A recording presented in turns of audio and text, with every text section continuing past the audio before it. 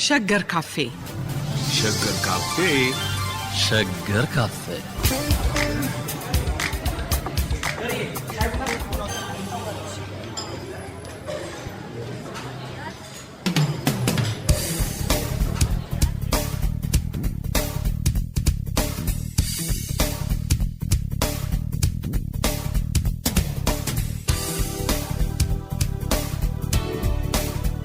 ጤና ይስጥልን አድማጮቻችን። በሸገር ካፌ ባብዶ ወንበር ላይ እንገኛለን።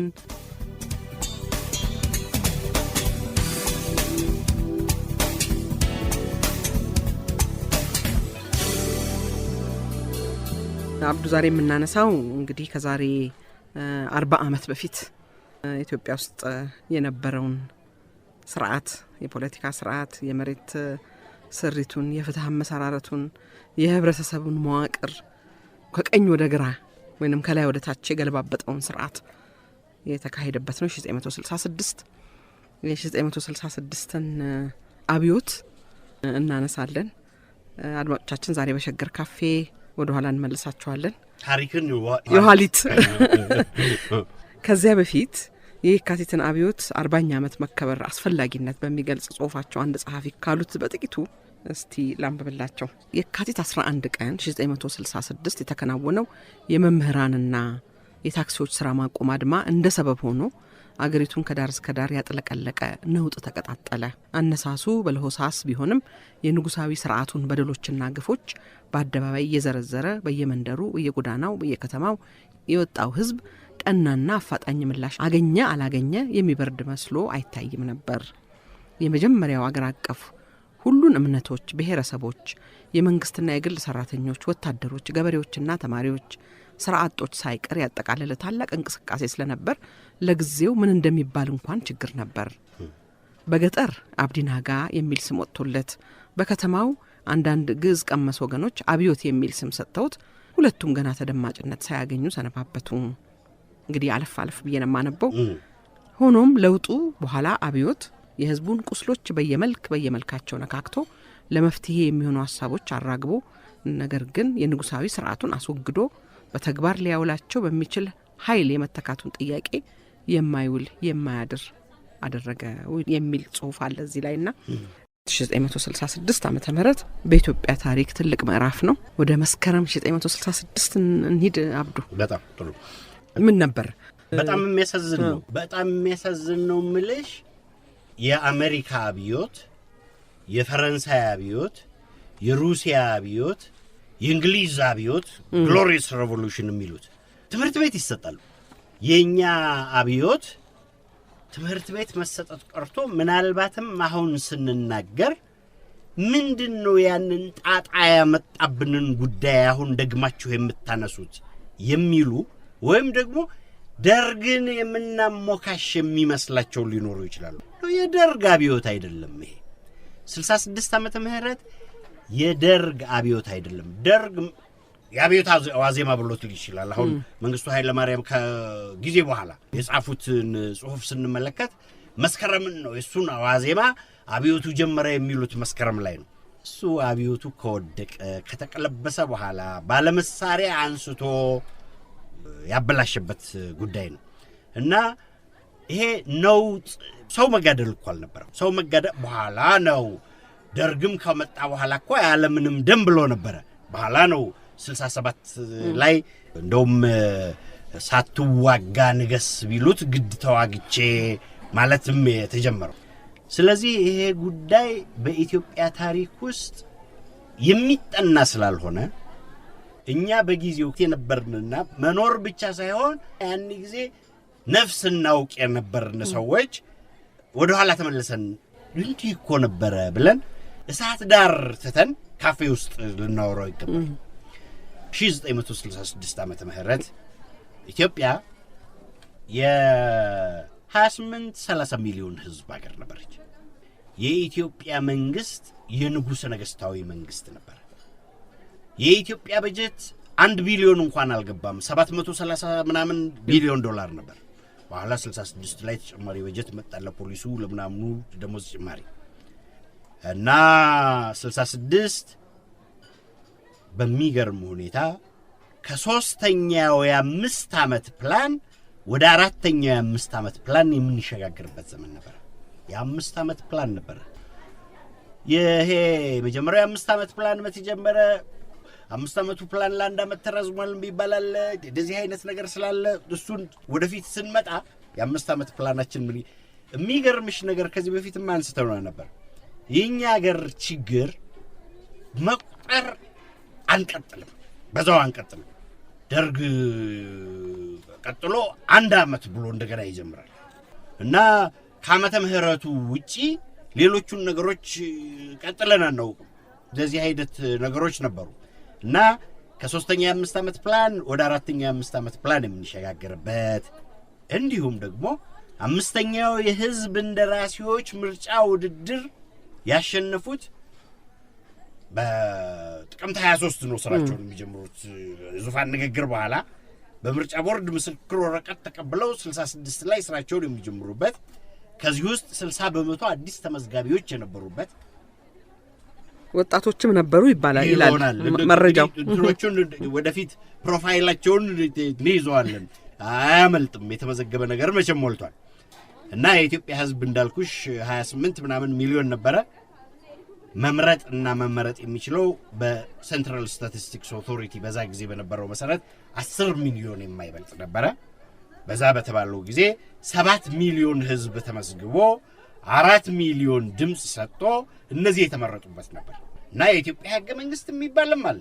ህገ መንግስታዊ ስርዓት የሚባል ነገር አለ።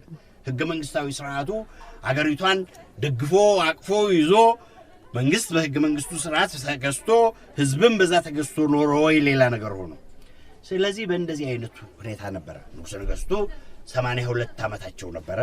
64 ዓመተ ምህረት 80 ዓመታቸውን አከበሩ። እንዲህ አይነት ሀገር ነበረች።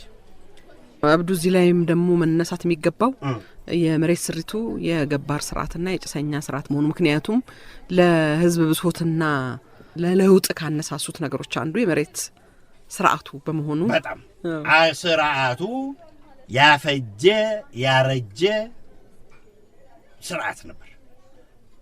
ገበሬው አርሶም ያበላው የሚባለው አርሶ መብላት እንኳን ያቃተበት ጊዜ ነበር። ይሄንን የምርት ግንኙነቱን ማኮላሸት ብቻ ሳይሆን ሰው መርገፉን እንኳን መናገር የማይችል ስርዓት ነበር እና መስከረም 1966 ዓመተ ምህረት ጆናታን ዲምቢልቢ የኢትዮጵያን ረሃብ ለአውሮፓና ለአሜሪካ ሲያሳይ የኛ የመንግስት ጋዜጦች አዲስ ዘመን ጋዜጣ ሁልጊዜም የመንግስት ጋዜጣ ነበረ። ምን አለ መሰለሽ ያን ጊዜ ምን ጊዜም ቢሆን አሮጌው ዓመት አልፎ አዲስ ሲተካ አዲስ መንፈስ ይዞ መምጣቱ አይቀርም የሚልሽና ስለ አዲስ ዓመት በመጣ ቁጥር ይህን ሰራለሁ ይህን አደርጋለሁ እንደሚል ባለፈው ዓመት በኢትዮጵያችን ለሀገሪቱ እድገትና ለህዝቡ ብልጽግና የሚጠቅሙ ከፍተኛ ስራዎች ተከናውነዋል። አዲስ ዘመን እንዲህ አይነት ነገር ነው ይልና ከንጉሠ ነገሥት መንግስታችን ጋር ተሰልፈን እያንዳንዳችን ለሀገሪቱ እድገትና ብልጽግና ምናምን ይልና በኋላ መጨረሻ ላይ ምን ይላል? ህዝቡ አዲሱን ዓመት እንዴት እንዳከበረው ይነገራል። በነገራችን ላይ እንደ ኢትዮጵያ ዘመን አቆጣጠር ዘመነ ማቴዎስ አልፎ የ1966 ዓመተ ምህረት ዘመነ ማርቆስ ባለፈው ማክሰኞ ስራውን ተረክቦ ስራውን ጀምሯል። መላው የኢትዮጵያ ህዝብ አዲሱን ዓመት መልካም የልማትና የእድገት ዘመን እንዲሆንለት እየተመኘ በሆታና በእልልታ ተቀብሎታል። ልብ አድርጊ፣ ከ63 ዓመተ ምህረት ጀምሮ ኢትዮጵያ ውስጥ ረሃብ ነበረ። መላው የኢትዮጵያ ህዝብ በእልልታና በምናምን ተቀብሎታል። አዲስ ዘመን ዓለም ውስጥ ነው። ይሄ እንደ ብልሆችና እንደ ትጉሆቹ ደናግል መቅረዙን ሞልቶ ችቦውን አብርቶ ስላቀባበሉ ያዘጋጀው መስተንግዶ የትን ያህል ደስ የሚያሰኝ እንደነበረ እያንዳንዱ ሰው ባደረገው ያቀባበል ስነ ስርዓት ሊታወቅ ተችሏል። የቲያትርና የሙዚቃ የሲኒማና የውዝዋዜ የዳንስ አዳራሾች በህዝብ ተሞልተው ሌሊቱን ደምቀው አድረዋል ይልሻል። ኢትዮጵያ ግን ከ63 ዓመተ ምህረት ጀምሮ 22 ወራት ማለት 2 ዓመት የፈጀ የደብዳቤ ልውውጥ ላሳይሽ ይችላል። ይሄ የመርማሪ ኮሚሽን ሪፖርት ላይ የተገኘ ነው እና ከሐምሌ 26 63 ዓመተ ምህረት ጀምሮ እስከ ታህሳስ 26 66 ዓመተ ምህረት ድረስ በተለያየ ደረጃ ከአውሳ አውራጃ ጀምሮ እስከ ንጉሠ ነገሥቱ መንግስት ጽሕፈት ቤት ድረስ ደብዳቤ ይጻጻፉ ነበር። አገር አለቀ በሉት ንጉሱን እየተባለ የኢትዮጵያ እርሻ ሚኒስቴር ሪፖርትም በ1963 ወይም 62 እና 62 መጨረሻ ይመስለኛል የምርት ካለፈው በ7% መቀነሱን ሪፖርት ተጽፏል። በዚህ ጊዜ እንግዲህ ይሄም ያው ጥሪ መሆኑ ነው እንግዲህ ነው ግን ታይቷል ሊቀመጥ ይሄ በዚህ ይሁን ምናምን እየተባለ አገር ካደው ይሄ ህዝብ መርገፉን ካደ እና ቲያትር ቤቶቻችን ምናምኖቻችን የሚለው የመንግስት ርዕሰ አንቀጽ እና ተጨባጭ ሁኔታ የተለያየ እንደነበረ የሚያሳይ ነው እና ማክሰኞ ዕለት አዲስ ዘመን መጣ ተቀበል ነው። የሚገርምሽ ነገር በእንደዚህ አይነት ሁኔታ ቀጥሎ ጆናታን ድንቢልቢ ይህንን ዓለም አሳይቶ ልክ መስከረም 1966 ዓመተ ምህረት በዓለም ታይቶ 67 ዓመተ ምህረት ደርግ መንግስቱ ንጉሠ ነገሥቱን ሲገለብጥ ማታ 67 ዓመተ ምህረት መስከረም 1 ላይ ያሳየው ለኢትዮጵያ ሕዝብ በዛሬው ዕለት የተጎዘጎዘ አበባ አይደለም። መንግስቱን እንግዲህ ያንን ለመገልበጥ የሚያስችለው ነው። ጆናታን ድንቢልቢ ኢንፋክት ምን ይላል እሱን እኛ የታየ በቴሌቪዥን የታየ ፕሮግራም ነበር። የታየ ፕሮግራም ነው። ጆናታን ድንቢልቢ የሰራውን ሃንገር ያልተሰማው ረሃብ የሚለውና ዓለም ያለቀሰበትን ከዓመት በኋላ ነው ደርግ ያሳየው። እነሱን the hidden hunger ማለት ድብቁ ረሃብ ብለው አሳዩት።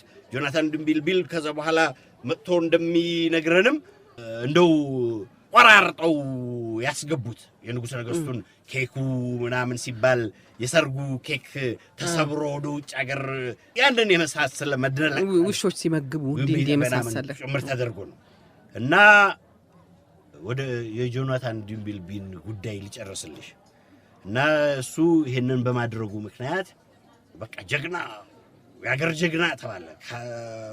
ከበላይ ዘለቀ በላይ ከአሉላ አባነጋ በላይ ከምናምን በላይ የኢትዮጵያን ረሃብ ያጋለጠ ምናምን ተባለ እና ከዛ በኋላ እዚህ መጥቶ ደርግ በሽልማት አብነሸነሸው እና ደርግ የወከለለት ባልደረባ ነው የሚባለው ኢጋማ ነበር፣ የኢትዮጵያ ጋዜጠኞች ማህበር። ከ5 ዓመት በኋላ ነው ወይ ከምናምን በኋላ መጥቶ ነው የኢትዮጵያ ጋዜጠኞች ማህበር ይህን እንደዚህ ነው እንጂ ጋዜጠኝነት እንዲህ ነው እንጂ ምናምን ብሎ ሸለመው። የሀገር ልብስ ሁሉ አለበሰው። ትዝ ይለኛል፣ በቴሌቪዥን አይቼዋለሁ። እሱም ሲሸለም ምን ሲል ጆናታን ድንቢልቢን ታውቂዋለሽ? የቢቢሲ ውስጥ ድንቢልቢ ቤተሰቦች ጋዜጠኞች ናቸው፣ የታወቁ ጋዜጠኞች ናቸው። ወንድሙ አባትየው ማነው?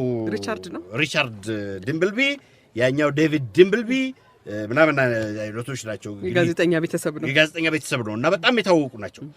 እና መጣ ተሸልሞ ሄደ። ከዛ በኋላ ሲሄድ ሌላ ነገር ይዞ ነው ሄደው ጆናታን ድንቢልቢ ያንን ያልታወቀው ረሃብን ሄዶ አጋለጠ። በኋላ ደግሞ የሱ ጓደኞች ሳይቀሩ ማለት ኢትዮጵያ ውስጥ ሰርቷል። ደሴን ያቃል፣ ኮምቦልቻን ያቃል፣ ምናምንን ያቃል። እንደዚህ አይነት ነገር በኋላ በቃኝ አለ። ይሄንን ሁሉ ማጋለጥ ጀመረ። እዛው ላይ ያለ የደርግ አብዮታዊ መግለጫና ውሳኔ የሚላቸው ነገሮች አሉ በየጊዜው ቢደረግ እና መግደል ከሆነም ይገደላል። ሲገደል ዝም ብሎ እንደዚህ አይነት ነገር አድርጎ አይደለም። የፍየል ወጠጤ ይዘፈናል። የፍየል ወጠጤ የለሽም እንደ ዘፈን የፍየል ወጠጤ ተካሻው ያበጠ ልቦ ያበጠበት ምናምን ንዋጋ ብሎ ለነብር ላከበት ምናምን አይነት ነው። ይርጋዱ ባለ እኔ ለሱ አይደለም የዘፈንኩት ይላሉ። ለማንኛውም እሺ፣ አዎ ገበለን እንደ እውነት ነው እኮ ቀድሞ ነው የዘፈነው። ከዛ በፊት ጌታችን ጠቅል ነው ያለ ጥርጥር የሚል ግጥም ሁሉ ነበረበት እንጂ እና የፍየል ወጠጤ ሁሉ ይዘፈናል፣ በዛ ይደረጋል። እና የሚገደልም ሰው ሲሆን የሚታሰርም ሰው ሲሆን እከሌ የመደብ ጀርባው ሲመረመር ተብሎ ነው ታሪኩ የሚነበበው። ጆናታን ደምቢልቢ ላይ እንደዚህ አይነት ነገር ተጻፈ። ጆናታን ደምቢልቢ የመደብ ጀርባው እንደገና ሲመረመር ተብሎ ትዝ ይለኛል። እዚህ ውስጥ የተቀረጸ ነገር ነው። እንደዛ አድርጎ ከዛ በኋላም ተከልክሎ ሁሉ ነበር። አሁን በመጨረሻ ላይ የጠቅላይ ሚኒስትር መለስ ዜናዊ ቅርብ አድናቂ ነው እና በዚህ የሚቀጠል ከሆነ ቢያንስ ሰዎች ድርቅ ረሃብ መሆን የለበትም፣ ድርቅ ጠኔ መሆን የለበትም በሚለው መንገድ ሰው መሞት የለበትም መጓዝ ይቻላል ብለው የሚያምን ነው እና እንደዚህ ሆነ። ኢትዮጵያ ያን ጊዜ እንደዚህ በሆነበት ጊዜ ትንሽ የቅርብ ምክንያቶች የሚባሉት ድርቁ፣ የነዳጅ ጭማሪው፣ በአማርኛ እስከዛሬም ድረስ ስም ያልወጣለት ሴክተር ሪቪው የሚባለው የትምህርት አጠቃላይ ስርዓት ተገመገመና ዝም ብሎ ሁሉንም ዩኒቨርሲቲ ማስገባት አይደለም፣ እዛው ባለበት ስራ ከግብርናው ጋር እንዲተዋወቅ ማድረግ ሳይመረመርም ጭምር አንዳንድ ጊዜ እሱ እውነት ተገቢውን ትኩረት ክፉ ነገር ነበር ወይ በእውነት ክፉ ነገር ነበር ወይ የምትይዋል በጭራሽ አልተባለም። ይሄንን አልተመረመረም። የነዳጅ ጭማሪው ደግሞ መጣ። የነዳጅ ጭማሪ እርግጥ በጣም የዓለም አቀፍ ሁኔታ የዓለም አቀፍ ሁኔታ ተጽዕኖ ያሳደረበት ችግር የተፈጠረበት ነበረ።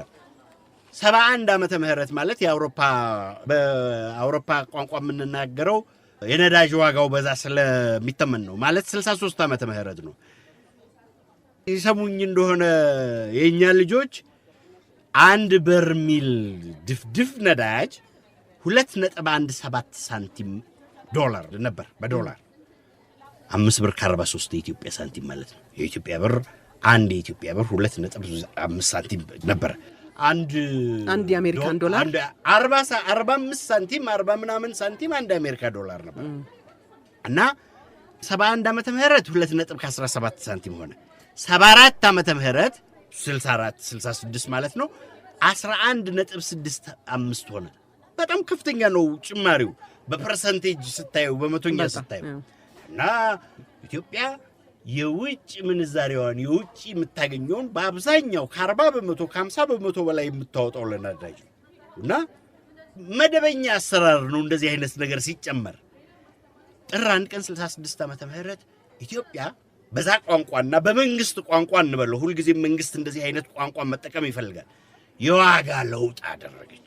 ጨመርኩ አይሉም እኮ አሁንም ዛሬም እንደዚያ ነው። የዋጋ መስተካከያ ተደረገ ነው የሚባለው። ለምን እንደዛ እንደሚሉ አይገባንም። እና ጥር 1 ቀን ኢትዮጵያ የዋጋ ለውጥ አደረገች። ምን አይነት ደንበኛ ጋዝና ጋዞሊን፣ የዲዝል ናፍታ፣ የመብራት ኪሮሲን መጋቢት 463 ዓመተ ምህረት የተደረገ ጭማሪ ነበር። ከ45 እስከ 50 ሳንቲም ከ36 እስከ 39 ሳንቲም ነው የሁሉም ዋጋ። ልብ አድርጌ 50 በመቶ ጭማሪ ተደረገ። 50 ሳንቲም የነበረው 75 ሳንቲም ሆነ ማለት ነው። 40 ሳንቲም የነበረው 60 ሳንቲም ሆነ ማለት ነው። ሂሳቤ ተሳስቼ ከሆነ እንታረማለን፣ አርሙልኝ፣ አጠጋግተው ያድርጉልኝ። እና ብሎ ተነሳ ህዝቡ።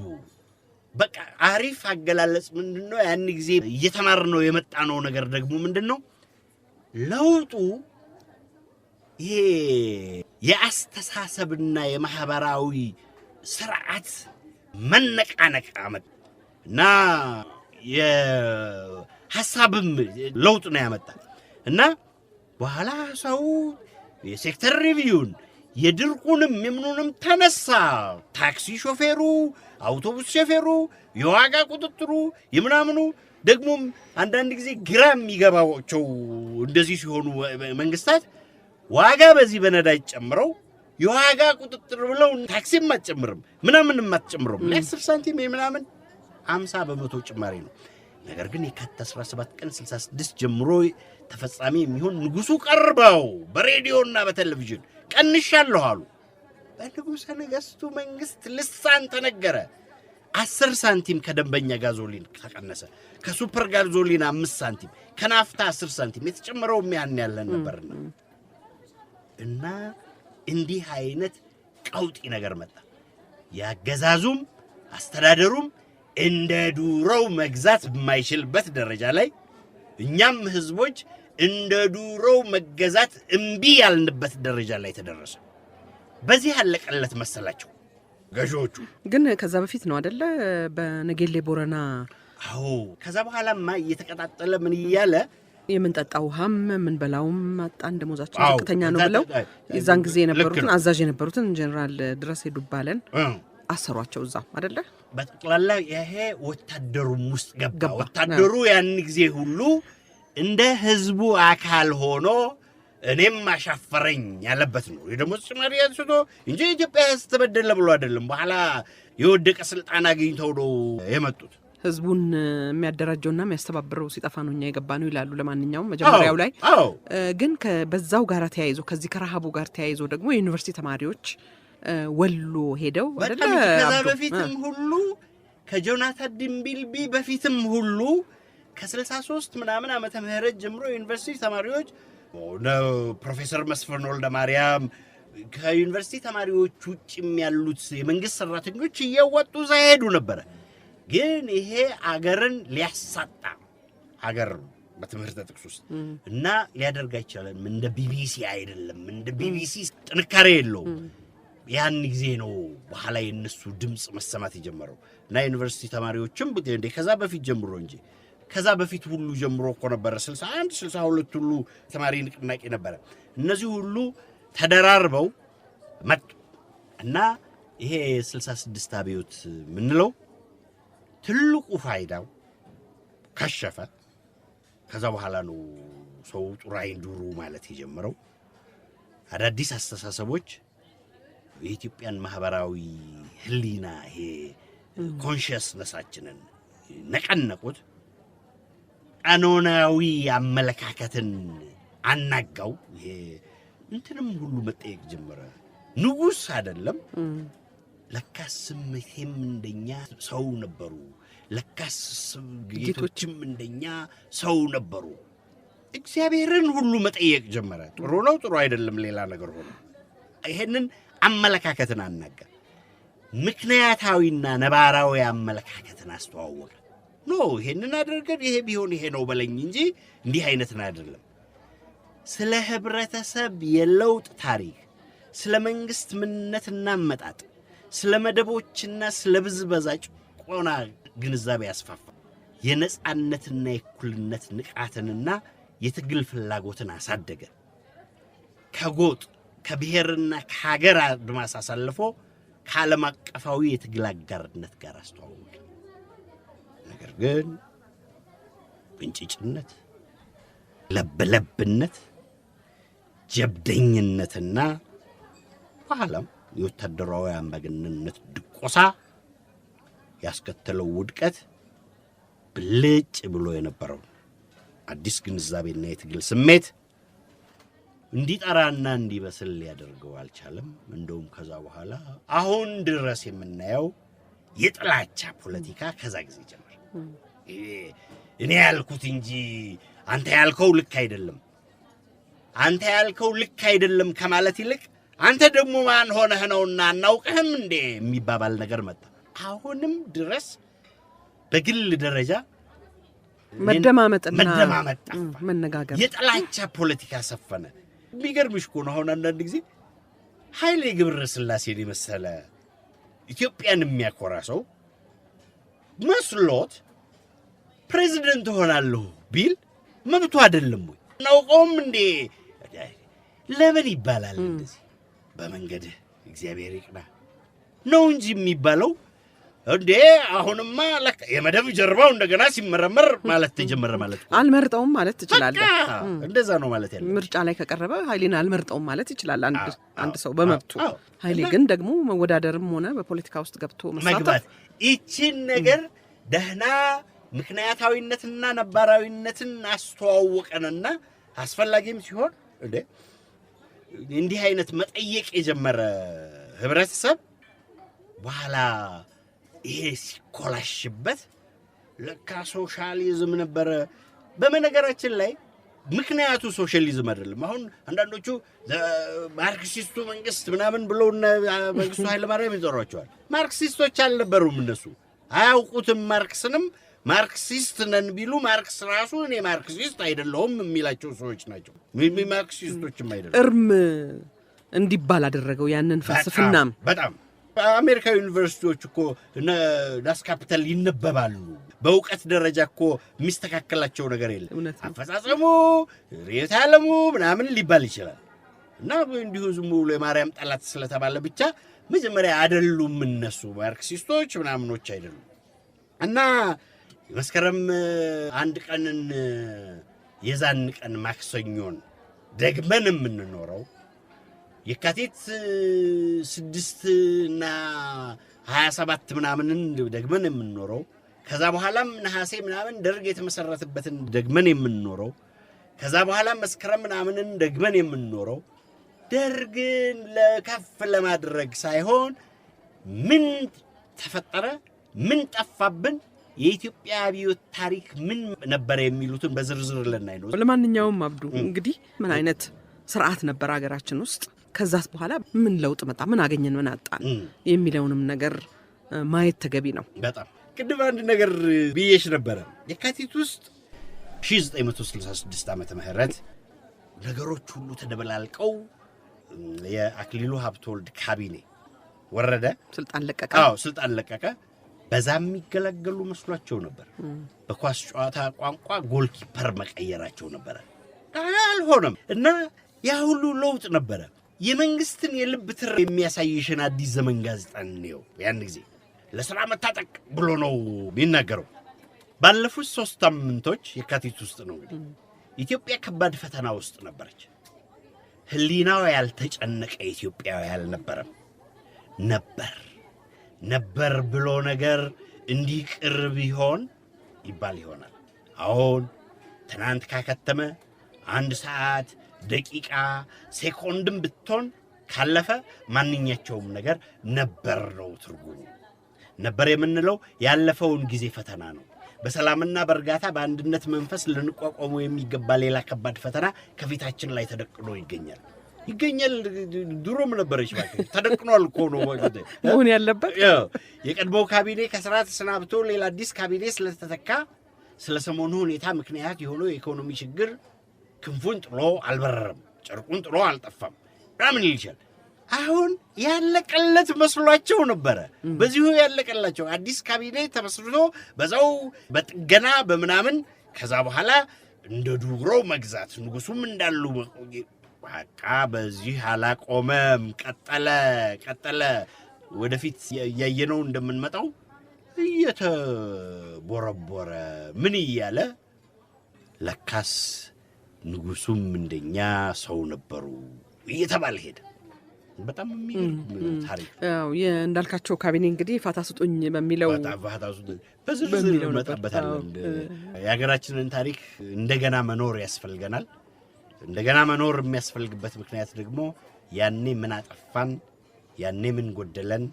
ለዚህ እኮ ነው ከ67 በኋላ 67 ላይ እንግዲህ ጥራይ ዱሩ ማለት የተጀመረው። ወገደር ኢትዮጵያ ትቅደምን ዓላማ የሚቃወም ዝም በል፣ በቃ ዝም በል። እንደውም አንዳንዶቹ ማሰብ ምናምንም ይላሉ አይደለም። እንደዛ ተባለ። ያ ሁሉ እልቂት መጣ። መስከረም 12 ቀን 1966 ወደ ኋላ ስንመለከት አብዮቱ በተለያዩ አቅጣጫዎች የተቃውሞና ገና ጥንስሱ የተጠነሰሰ የፈላ ምን እያለ በመምጣት ላይ ነው ነበር። 65 ተሸኝተን ወደ 66 ስንመጣ እንደተባለው የኢትዮጵያ ሕዝብ የልብ ትርታ እና የሕዝብ አስተያየት መለኪያ ከሆኑ ብሔራዊ ቲያትር፣ አገር ፍቅር ቲያትር የተዘመሩት ምናምኖች ናቸው ምኑን ሞልቶ ምናምን አድርጎ የተባለው። እነሱ ዘፈኖች ምን ስተዋል? እነሱ ግጥሞች ምን ስተዋል? አገር ውስጥ ያሉና ከዚህ የሚመነጩ ናቸው የሚለው የሚያስተዛዝብ ነው ማለት። የሚያስተዛዝበው በጊዜው የነበሩት ሙዚቀኞችን መኮንናችን አይደለም። ሲስተሙ እንደዛ አይነት፣ ስርዓቱ እንደዛ አይነት የሚያናግር መነጋገሪያ የሆነውን የአገር ጉዳይ አትናገሩ ብሎ የሚከለክል ስለነበረ ሌላ ምንም ማድረግ አይቻልም። ከውጭ ነው የሰማነው ጉዳችንን። ደግሞ ምንድነው መሰለህ እንግዲህ የህዝብን ብሶትም ሆነ ደስታም ሆነ ማንኛውንም ስሜት በኪነ ጥበብ አማካኝነት ይገለጻል እና ምን ነበሩ ስዕሎቹ ምን ነበሩ፣ ሙዚቃው ምን ነበረ፣ ስነ ጽሁፉ ምን መሳይ ነበረ፣ እንዲህ የሚለውን ነገር እንግዲህ ለብቻው ማየት ይገባል። ይሄንንም ቢሆን ግን በዛ ዘመን ደግሞ ማንኛውንም አይነት ተቃውሞም ሆነ የተለየ ሀሳብ ለማስተላለፍ የማያስችል የሳንሱር ገደብም ነበረበት። እሱንም አብሮ ልብ ማለት ያስፈልጋል። ለማንኛውም በዚህ መንገድ ነው ያነሳ ነው ይሄንን ሙዚቃው ምን ነበር የሚለውን እና በአብዛኛው በአሽሙር ነው ንግግሩ አይመስልም? በአሽሙር ነው። እንደውም ስለ አሽሙር ካነሳሽ በዛው ጊዜ የወጣውን አዲስ ዘመን ጋዜጣ እንመልከት። አዲስ ዘመን ቅዳሜ መስከረም 1266 ዓመተ ምህረት እና በዚህ ጋዜጣ ላይ እንግዲህ በዚያ ጊዜ የነበርን ሰዎች እና ነፍስ የምናውቅ ማንበብና መጻፍ የምንችል ከምናስተዋውሰው የአዲስ ዘመን አምድ ውስጥ አንድ ጥያቄ አለኝ። የጳውሎስ ኞኞ አምድ ነው። ጳውሎስ ኞኞን ከዛም በኋላ የተወለዱ አሁን እንደውም ሸገር ላይ እንዳልክና ማህደር ያነሱታል። አንድ ፕሮግራምም አላቸው። አንድ ጥያቄ አለኝ እሱን በማስታወስ እና አንድ ጥያቄ አለኝ ከሚሉት ጥያቄዎች መካከል አንዱ ይሄኛው ነው። ማንንም ለመንካት አይደለም፣ ያው የአሽሙር አገር ስለሆነ እኛ አሽሙር እየተነገርን አይደለም፣ ግን በአሽሙር ምክንያት አሽሙር የያዘ ነገር ለማሳየት ነው። ምን ይላል? የጳውሎስ ኞኞን ጥያቄና መልስ አንድ ጥያቄ አለኝ ለአዲሶቹ ልጆች። የጳውሎስ ኞኞ አንድ ጥያቄ አለኝ። ጥያቄና መልሶቹ ምን አይነት ናቸው? ቀልድ አለበት፣ ጨዋታ አለበት። አሁን ለምሳሌ ምን አለ ይባላል የጥላሁን ገሰሰን ዘፈን በሚመለከት ስለ ሞናሊዛ መሰለኝ የተጠየቀው ከ10 ምናምን ዘፈን አንድ ሞናሊዛ ይሻላል ብሎ የመለሰበት አለ። ሰውም ጠቅሶ እንደዛ አይነት አሽሙረኛ ነው ምናምን ነው። ጥያቄ የሚጠይቁትንም ሰዎች እዛው ግን ጳውሎስ ይመታቸዋል። ጋሽ ጳውሎስ ሁልጊዜም ከአራተኛ ክፍል ነው ትምህርቴን ያቆምኩት ይላል። እንግዲህ ረጅም ጊዜ በጋዜጠኝነት የቆየ ሰው ነው። በኋላም ኢትዮጵያ ሬዲዮ ነበር። ወደ መጨረሻው ገደማ ጡረታ ከመውጣቱ በፊት ባልንጀር የሚል አንድ አንበሳ ቤቱ ያሳድግ ነበር። የተለያዩ አጫጭር ታሪኮች እንደዚህ ያወጣ ነበር እና ስለ ሻህረዛድ ታሪክ ለሚስቴ ነገርኳትና ይላል አንዱ ጽሁፉ ላይ። በኋላ ጉድሽ እንዳይፈላ እኔ እነዚህን ሁሉ ሚስቶች አግብቼ ብዬ ስላት ባክህ ከእንቅልፍ አትከልክለኝ ወጋ ይለምጥህ ብላ ተሸፋፍና ተኛች። በየትኛው ገንዘብ ነው ብላኝ እንዲህ በራሱ በሰውም የሚቀልድ ሰው ነው ይላል። እና ስለዚህ አሁን የዚህን ጥያቄዎች እንይለት። አንዱ ምን ብሎ ይጠይቃል? አንዲት ያጋሩ ስልክ ሰራተኛ እሱም ጽፎታልና እኛ ያጋሩ ስልክ ሰራተኛ ሊቆጡን አይችልም። በስልክ አማካኝነት የምትሰማውን ምስጢር በሙሉ የወሬ ሱሰኛ በመሆን እያባከነች አስቸግራኛለች። እባክሽ የወሬ አመለኛ አትሁኝ ብለህ ምክርህን ለግስልኝ። ጋሻው በዛ ካጋሮ ይላል። እቱ የስልክ ምስጢር ለማንም አይነገርምና የሚሉሽ እውነት ከሆነ ታረሚ ይላል። ይሄ ብዙም አያስቅም። ሌላ አንድ ጥያቄ እናምጣ። ዋናው ጉዳያችን እሱ ነው። አንዱ ምን ብሎ ይጠይቃል? ተስፋዬ መንግስቱ ከአዲስ አበባ በኢትዮጵያ ቴሌቪዥን ከዓለም ዜና ለጥቆ በየጊዜው የሚተላለፈው የአዲስ አበባ የምሽቱ የመድኃኒት ቤት ተረኞች መግለጫ ጽሑፍ ለማንበብ አጉልቶ የሚያሳይ መነጽር ሳያስፈልገን አልቀረም። ምን አለ ጽሑፉን ትንሽ ጎላ ቢያደርጉት ይላል ተስፋዬ መንግስቱ ከአዲስ አበባ። ትክክለኛ ጥያቄ ነው። የተቋረጠውን ፕሮግራማችንን በፍጥነት እንቀጥላለን እንደሚለው አይነት ጽሑፍ ቢሆን ይሻል ይሆናል ይላል። ልብ አድርጊ ተወልክ ዞር ባራ ነው ንግግሩ። ትንሽ ማብራሪያ ያለን ኢትዮጵያ ቴሌቪዥን እና በኢትዮጵያ ሬዲዮ የተለመደ ነበር የምሽቱ የመድኃኒት ቤት ተረኞች። ዛሬ ጋዜጣ ላይ ሬዲዮ ላይ ብታጡት ከዛ በፊት የዛሬ 40 ዓመትና ከዛም በኋላ የዜና ፕሮግራሞች ቀጥሎ የሚመጣ እንደ ሜትሮሎጂ እንደ ቢዝነስ እንዳሁኑ ዜና ቀጣይ ነገር ነበር እና ስለዚህ ለቤት ተረኞች ከሌ መድኃኒት ቤት እንደዚህ አይነት መንገድ ስልክ ቁጥር ምናምን ተብሎ ይነገር ነበር እና ጳውሎስ ተጠየቀ። ምን ተብሎ? ከዜና በኋላ ቴሌቪዥን የሚያቀርቡ የመድኃኒት ቤት ተረኛ ጽሑፍ እንደው ማጉያ መነጽር ሳያስፈልገው አይቀርም እና ምንድነው እሱ? እውነታችሁን ነው አላቸው። መጉላት አለበት እና ባካችሁ ቴሌቪዥኖች ምናምን አይደለም እኮ ልክ ፕሮግራማችን ቴሌቪዥን ፕሮግራም ላይ እንደውም ሌሎች ሰዎች ፕሮግራም ሆኗል ብለው የሚተቹት አንድ ጽሑፍ አለ። የተቋረጠውን ፕሮግራማችንን በተቻለ ፍጥነት እንቀጥላለን ይላል። በማብራት ምክንያት ሊሆን ይችላል፣ ብቻ በየቀኑ አለች። በዛችው የ2 ሰዓት ፕሮግራም ላይ 2-3 ጊዜ ትመላለሳለች። የተቋረጠውን ፕሮግራማችንን በተቻለ ፍጥነት እንሞክራለን። በእንግሊዝኛም ኖርማል ፕሮግራሙ ሪዚዩም as soon as possible ይባላል። ያ ጉልህ ነው ማለቱ ነው።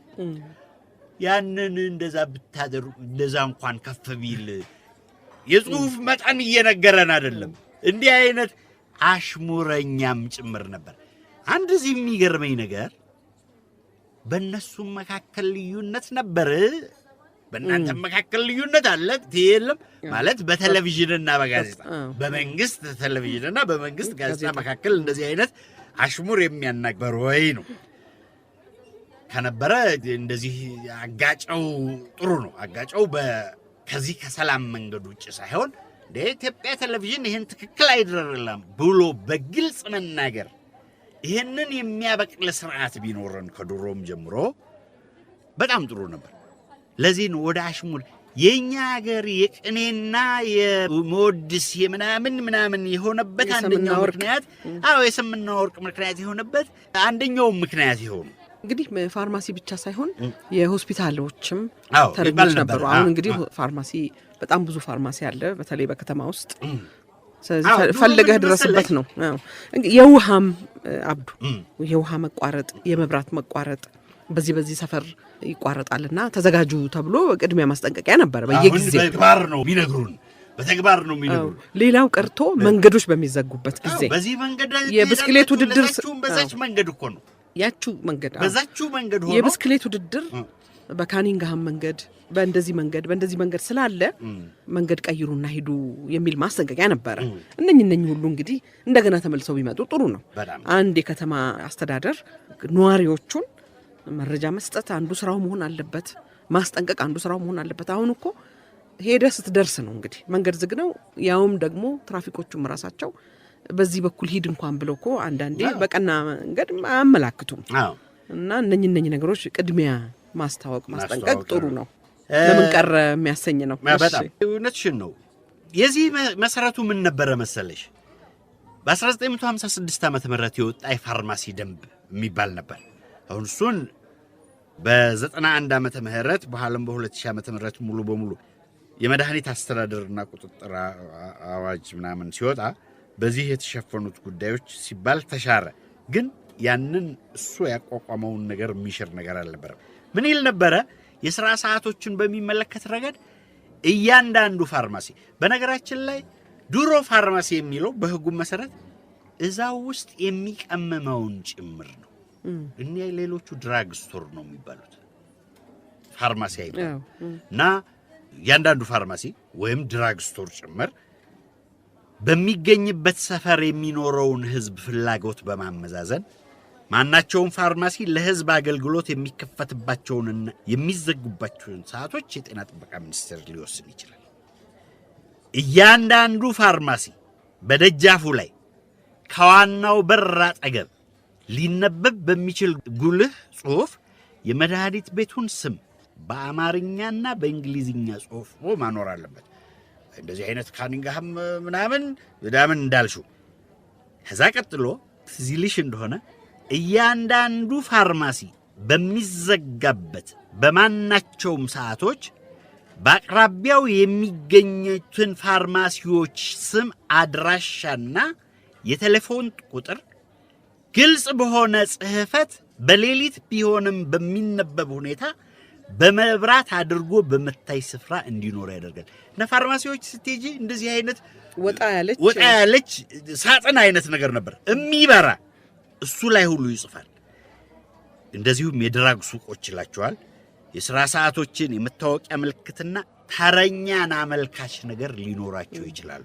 ስለዚህ ይሄ ጤና ጥበቃ ሚኒስቴር ሥራ በመሆኑ ጤና ጥበቃ ሚኒስቴር ደግሞ ለኢትዮጵያ ቴሌቪዥን ያስተላልፈለታል። ለኢትዮጵያ የዛሬ የመድኃኒት ቤት ተረኞች ይባላል እና እስከ ቅርብ ጊዜ ድረስ የመድኃኒት ቤት ተረኞች ይነገር ነበር እና አሁን የለም ወይ የመድኃኒት ቤት ተረኞችን የምናገርበት ምክንያት የለም። አፉን ከፍቶ ነው የሚጠብቅ አገር ብሎት ከሆነ ጥሩ። ግን ቢሆንም አለ እንደዚህ አይነት መድኃኒት በዚህ በኩል ሂዱ፣ በዚህ በኩል ውጡ፣ በዚህ በኩል ግቡ ብሎ አስቀድሞ መናገር የድንገተኛ አደጋንም ይሄም መናገር በጣም ያስፈልጋል። አንደኛው ይሄ ነው። አዲስ ዘመን ጋዜጣና አዲስ ዘመን ጋዜጣን የጠቀስነው እኛ ብቻ አይደለንም። ዛሬም የአዲስ ዘመን ጋዜጣን ብታይ የአዲስ ዘመን ትውስታ ብለው የሚያስታውሱት አሉ። ወደ ኋላ ተመልሶ በቅርብ ያየሁት አሁን 64 ዓመተ ምህረትን ይዟል። ሌላ የአርብ ጋዜጣ ላይ አሁን ይሄ የምናየው የእሁድን ነው አይደለ? ቅዳሜ መስከረም 12 ቀን ሌላ ያየሁት አንድ ጉዳይ የፈንጣጣ በሽታን የሚመለከተው እዚህ ላይ እንኳን ሶስተኛ የፈንጣጣ ማጥፊያ ፕሮግራም ጉባኤ ተፈጸመ ይላል። መስከረም 11 ቀን 1966 ዓመተ ምህረት ሌሎችም ዜናዎች አሉት። አምባሳደር ዘውዴ ጠቅላላው ጉባኤ ኢኮኖሚክ ኮሚቴ ሊቀመንበር ሆኑ ይላል። አምባሳደር ዘውዴ ገብረስላሴ አይደሉ? አዎ ዘውዴ ገብረስላሴ ደጃዝማች ዘውዴ ገብረስላሴ በተባበሩት መንግስታት ድርጅት የኢትዮጵያ ቋሚ መልእክተኛ ነበሩ። ያን ጊዜ አምባሳደር ዘውዴ ገብረስላሴ የኢትዮጵያ አምባሳደር ሆነው ሲሰሩ ከቆዩ በኋላ ይህ አብዮት እየተበላላ ሲመጣ ቁርጡ ከታወቀ በኋላ አክሊሉ ሀብተወልድ ከወረዱና እንዳልካቸው መኮንን ተሾሙ በኋላ የካቲት 24 66 ከአዲስ ዘመን ጋዜጣ አይደለሁም ሹመቱ በነጋሪት ጋዜጣ ይወጣ ስለነበረ በዛ እናውቀዋለን።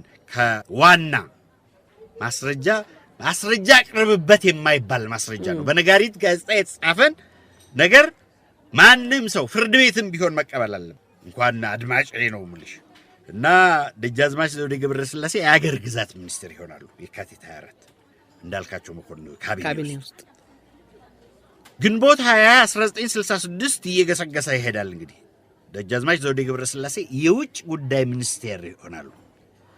እንደገና ሐምሌ ውስጥ ምክትል ጠቅላይ ሚኒስትርና የውጭ ጉዳይ ሚኒስቴር ይሆናሉ። ከዛ በኋላ የት እንደሄዱ ስንደርስ እናወራዋለን። እና ወደ ፈንጣጣው ስንመጣ ዛሬ ፈንጣጣ የለም። 1980 ዓመተ ምህረት በፈረንጅ ጀምሮ የዓለም የጤና ድርጅት ፈንጣጣን ተሰናብተናል፣ አጥፍተናል፣ ከምድር ገጽ አጥፍተናል ብሏል። እና ዛሬ ሁለት ቦታዎች አሉ ፈንጣጣ። አንደኛው አትላንታ ጆርጂያ የበሽታ መቆጣጠሪያ ማዕከል ውስጥ፣ ሌላው ሩሲያ ውስጥ በላቦራቶሪ ውስጥ ነው ያለ። ይሄንን እንደውም እሱንም እናጥፋው እንጂ ይሄ የወጥቶ ኬሚካልና ባዮሎጂካል መሳሪያዎች ደግሞ አሉ፣ አጥፊ መሳሪያዎች። ያሁን እንትናም እሱ አይነት አደጋ ሊያመጣ ይችላልና ይሄስ መጥፋት የለበትም ወይ የሚል ሁሉ ጥያቄ ተነስቷል። 2002 ላይ የዓለም የጤና ድርጅት ነው ይሄ ለምርምርና ለመቀመጥ አለበት። ነገ አንድ ነገር ቢሆን እንደዚህ አይነት ነገር ቢሆን ከመኖሩ ይልቅ መጥፋቱ የበለጠ አደጋ አለው ተብሎ እንዳላለ። ስለዚህ በዓለም ውስጥ የፈንጣጣ በሽታ ነው እንግዲህ ወደት እንደሆነ በሳይንስ ቋንቋ አላቅም ወይ ቫይረሱ እንደሆነ የሚባለው እሱ ያለው ውስጥ አይደለም፣ ሶማሊያ ውስጥ አይደለም፣ አፍጋኒስታን ውስጥ አይደለም፣ አትላንታ ጆርጂያና ሩሲያ ውስጥ ላቦራቶሪ ውስጥ ነው። በመከራ ነው የጠፋ እኛ ሀገር። እና በሚገርም ሁኔታ የተባበሩት መንግስታት ድርጅት 60 ዓመተ ምህረት ላይ በእኛ አቆጣጠር ይህንን ተኮሰ የፈንጣጣ በሽታ የማጥፋትን ዘመቻ። እና እኛ ሀገር መከራ ታይቶ ተለምነው እንደ በቅሎ አባት ተለምነው ነው የእኛ መሪዎች በ63 ዓመተ ምህረት በግድ በመከራ የጀመሩት። እንግዲህ ፖለቲካው ማለ ይመስለኛል። የዓለም የጤና ጥበቃ ድርጅትን ዘገባዎች ምናምን ስናይ የወባ ማጥፊያ ድርጅት የሚባል አሜሪካኖች የሚመሩታል። የአሜሪካ ፖለቲካም የምናምንም ነገር ያለ ይመስለኛል። ከሱ ጋር ግጭትም ይኖራል። እና በስንት በመከራ 63 ዓመተ ምህረት ላይ ነው ማጥፋት ዘመቻ የተጀመረው። እና 63 ዓመተ ምህረት የመጀመሪያው ዓመት ሆነ። 64 ሁለተኛው ዓመት ነበረ። 65 ዓመተ ምህረት ላይ ተስፋ የተጣለበት ይጠፋል ተብሎ እንደውም የመጨረሻው የፈንጣጣ በሽታ ምሽግ ኢትዮጵያ ተብሎ እሱ ነበረ የሚታይ የነበረው። እና ከዛ ቀጥሎ ትዝ ይለኛል በዚህ ጋዜጣ አይደለም በሌላ ጋዜጣ አዲስ ዘመን ርዕስ አንቀጽ አውጥቶ ነበር የፈንጣጣ በሽታ 66 ላይ ከ6 ወር በኋላ ይጠፋል ብሎ 66 ይሄ ከ6 ወር በኋላ ይጠፋል ብሎ ግን 6 ወር በኋላ ሊጠፋ አልቻለም። ከዛ ቀጥሎ በጣም ሄዶ 67 68 ድረስ ሄዶ ገስግሶ እድገት በህብረት ከበታወጀ በኋላ ደግሞ እንደውም ተጨማሪ ኃይል አግኝተው በዛ አይነት ሊያካሄዱት ሊጠፋ አካባቢ እንደውም አንድ ቦታ ወስነው የቴሌቪዥን ክሩ የኢትዮጵያ ቴሌቪዥን አይደለም የዓለም ቴሌቪዥን ክሩ መጥቶ ፈንጣጣ የሚጠፋበት የመጨረሻ ምሽግ ቦታ ፈንጣጣ ይዟት ነው የተሰናበተች ወይዘሪት ከሊት የምትባል ስሟ አለ የሚባል ቦታ ሲጠየቅ ሶማሊያ ውስጥ እንደገና ይፈነዳል። ጠፍቷል ተብሎ እኮ ነው። እግዚአብሔር ገላገለን እኛንም መጨረሻው አልሆነም። ሶማሊያ ሆነ 79 ዓመተ ምህረት በፈረንጅ 79 ምናምን አካባቢ ጠፋ። ከዛ በኋላ 2 ዓመት መጠበቅ ነበረባቸው። 2 ዓመት ጠብቀው ጠፋ ተባለ እና እንታገለው የነበረው ፈንጣጣንም ጭምር ነበር። ፈንጣጣ በሽታ ሲባል ማሪዮ ተቴ ምናምን የዛሬ ትውልድ አያውቅም። የፋሽንና ምናምን ጥያቄ ሁሉ እኮ ነበራት። እዚህ ላይ ነበረ ሰው የሚከተበው ክንዱ ላይ ነበረ እና ክንድ ላይ ነበረ እና ጠባሳ ያመጣል እዚህ። ከዛ በኋላ የኛ ታናሾች ሲል ላይ ሆነ እና ፋሽንን እየተከተለ ክትባቱም እንደዛ መድረሱ ይመር። ይሄ እንግዲህ አሁን ምንድነው የሚባለው እዚህ ግልጽ የሆነ አለባበስ ዲኮልት ምናምን ሲለበስ እንደዛ እንዳይታይ ተብሎ እና ፈንጣጣንም የተገላገል ነው። ፈንጣጣን ከንጉሳዊ መንግስት መገላገል ጋር ልናወዳድረው አንችልም። ከሞላ ጎደል 16 ዓመት በፊት ነበረ ማለት ነው። ይሄ ማርዬ የሚለው ዘፈን የፈንጣጣ ዘፈን ነው እንግዲህ አይደል? ማርዬ ማሮለላ ተሳምሬልሽ የሰው ገላ የሚለው ማሞካሸት ነው። እንዳታበላሽ ነው ለማመን የቀድሞ ንግግሩን ጉዳይ እኮ ነው። የቀድሞ እንግዲህ አያቶቻችን በሽታንም እንግዲህ ይለማመጣሉ በተለያየ መንገድ ፈንጣጣ ሳታበላሽ እንድትሄድ መለማመን ነው። ንፍሮ ይቀቀላል። እንዲህ አይነት ማሪዮ ተቴ ትባላለች ስሟሙ ነው።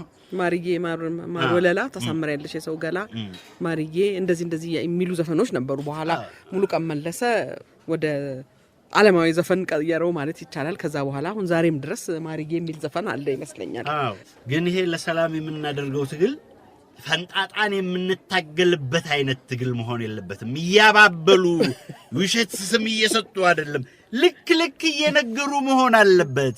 ትግሉ ከጦር ሜዳ ከመሳሪያ ወጥቶ በአፍ በስተንፋስ በመናመን መሆን አለበት የምንለው ለዛ ነው። አብዱ ለዛሬው በጣም አመሰግናለሁኝ። አድማጮቻችንንም ስላዳመጡን ከኛ ጋር ስለቆዩ በጣም እናመሰግናለን።